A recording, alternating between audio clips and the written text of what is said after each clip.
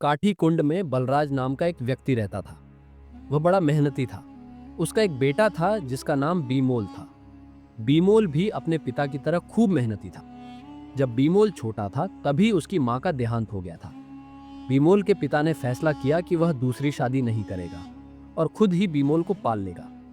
दोनों बाप बेटे राजा जयचंद के यहाँ नौकरी करते थे। राजा उन्हें रोजाना उनकी मेहनत के बदले उन्हें केवल 2 किलो अनाज देता था। इतने अनाज में बड़ी मुश्किल से दोनों बाप बेटों का गुजारा होता था, इसलिए वह दोनों हमेशा भूखे ही रहते थे। एक दिन बीमोल अपने पिता से कहता है, पिताजी, हमें राजा की नौकरी छोड़ देनी चाहिए। हमें कुछ और काम करना चाहिए या फिर किसी दूसरे शहर में जाकर नौकरी करनी चाहिए। राजा हमें इतना कम अनाज देता है, हमारा पेट भी सही से नहीं भरता है और हम हमेशा भूखे ही रहते हैं। भूखे रहने की वजह से हम बहुत कमजोर हो गए हैं। अगर हम खाएंगे नहीं तो हम काम कैसे करेंगे? बेटा, कह तो तू बिल्कुल सही रहा है। भूखा रहने की वजह से मुझे भी बहुत कमजोरी आ गई है। हमेशा चक्कर से आते रहते हैं। कभी कभी तो मेरी आंखों से दिखना भी बंद हो जाता है। लेकिन बेटा, हम राजा की नौकरी नहीं छोड़ सकते। अगर हम राजा की नौकरी छोड़कर किसी दूसरे शहर में जाकर नौकरी करेंगे तो राजा हमें तलाश करवाकर सूली पर लटका देगा। इसीलिए हमारी भलाई इसी में है कि हम चुपचाप राजा की नौकरी करते रहें। अब तू जाकर जंगल से थोड़ी लकड़ी ले आओ, मैं खाना पका दूंगा। बीमोल अपने पिता के कहने पर जंगल से लकड़ी लेने चला जाता है।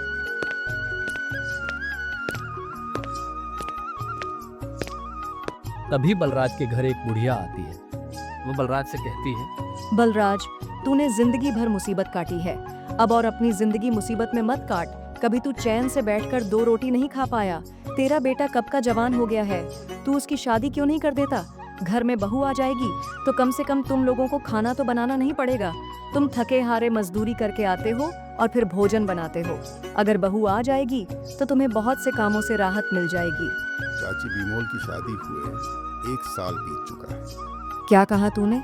बीमोल की शादी को 1 साल हो चुका है, लेकिन तूने कभी किसी को बताया नहीं। आखिर क्या वजह है?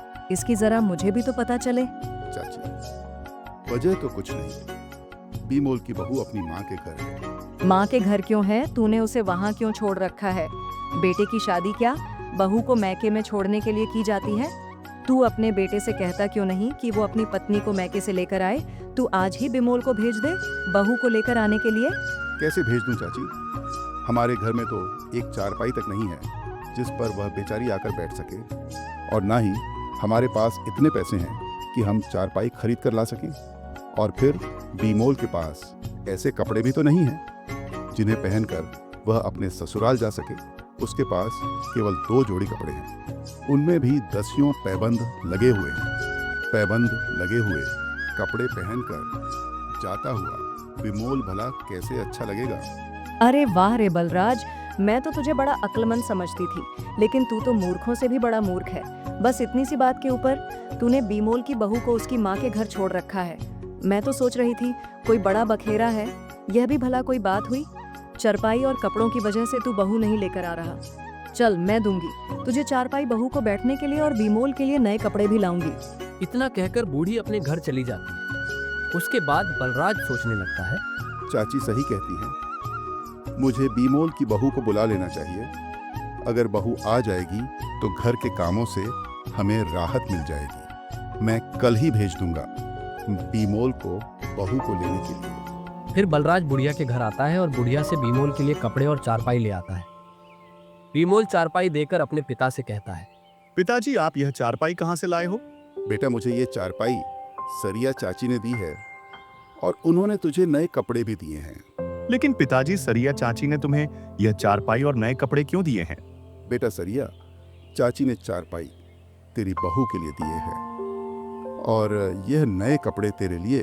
मैं कहता हूँ कल तू इन कपड़ों को पहनकर अपने ससुराल चला जा और अपनी बहू को ले आ। लेकिन पिताजी, हम अपना पेट ही बड़ी मुश्किल से भर पाते हैं।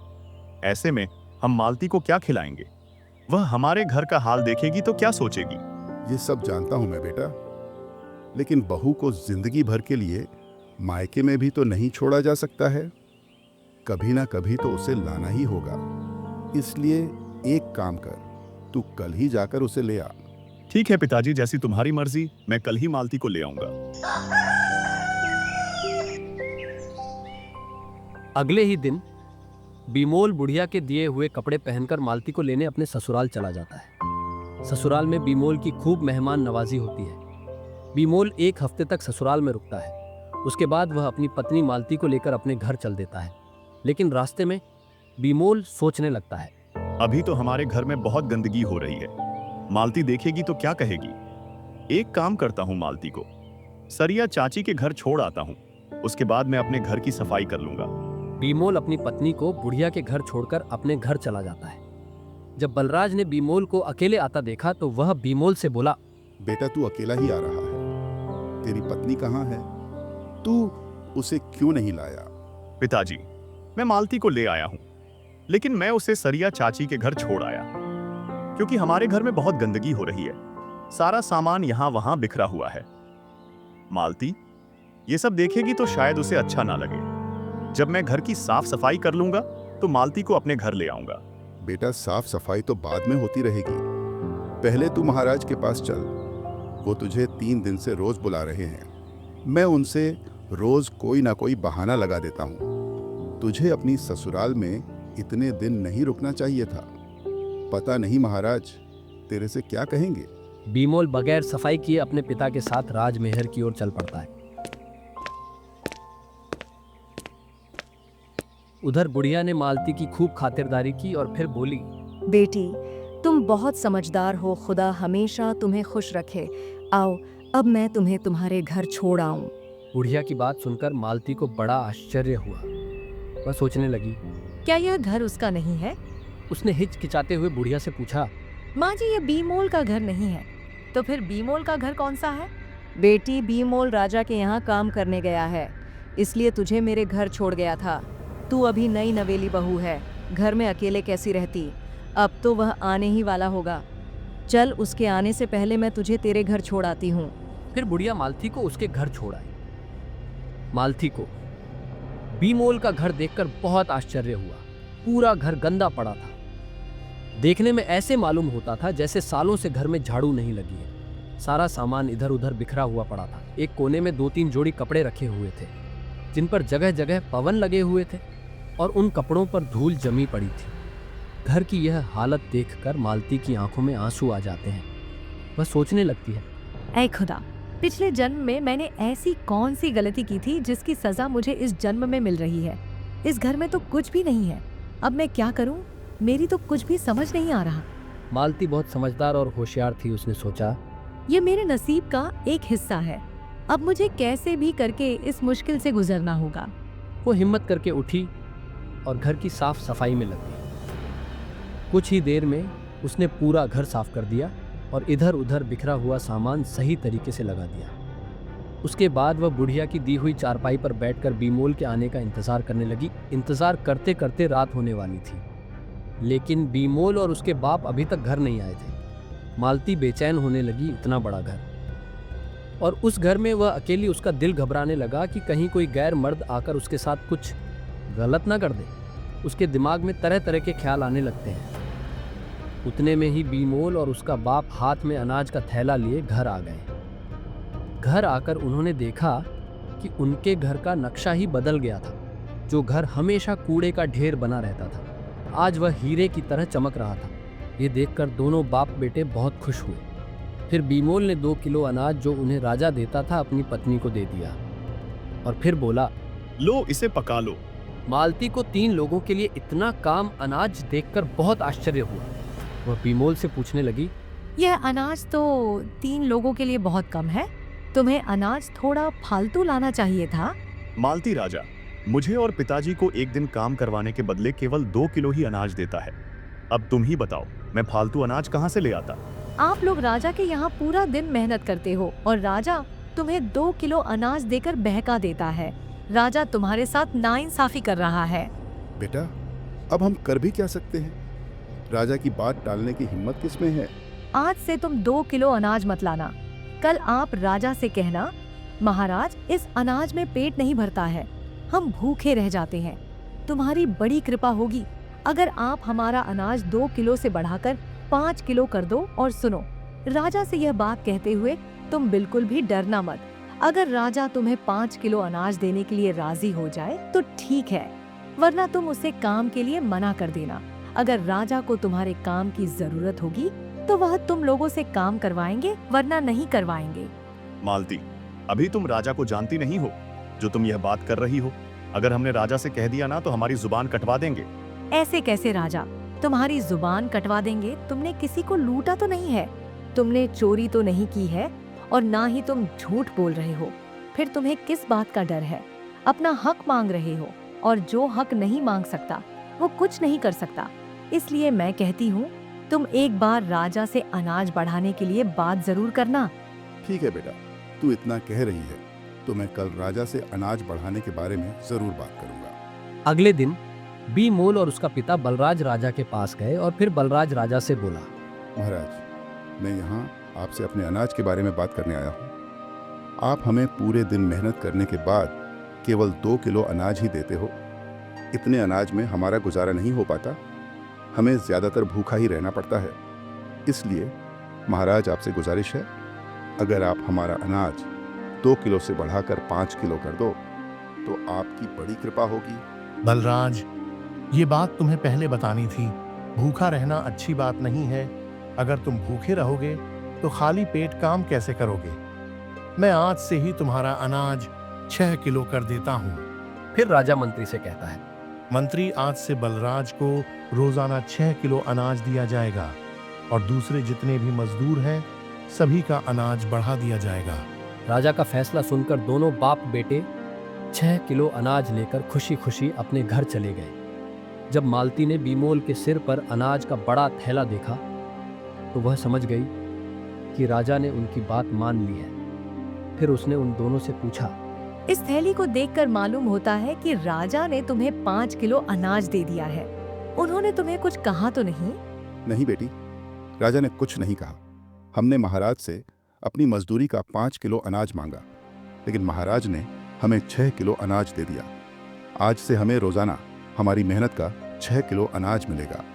हम महाराज से खामखा डरते हैं, लेकिन महाराज बहुत ही दयालु हैं। उन्होंने हमारे साथ साथ सभी मजदूरों के अनाज में बढ़ोतरी करती है। सभी घर वाले बहुत खुश थे। बलराज ने मालती को बहुत दुआएं दी। मालती बहुत होशियार थी। राजा द्वारा दिए गए अनाज से वह आधा अनाज बचा लेती थी और आधे को पका लेती। 2 महीने तक उसने यही काम किया। फिर एक दिन उसने अपने ससुर से कहा, आज आप राजा से कहना कि मैंने अपनी बेटे की शादी कर ली है। अब हम परिवार में 3 सदस्य हो गए हैं। आप जो अनाज हमें देते हो उससे हमारा पूरा नहीं पड़ता है महाराज। अगर आप हमारा अनाज थोड़ा और बढ़ा दो तो बड़ा अच्छा होगा। ठीक है बेटी, हम महाराज से ऐसा ही कहेंगे।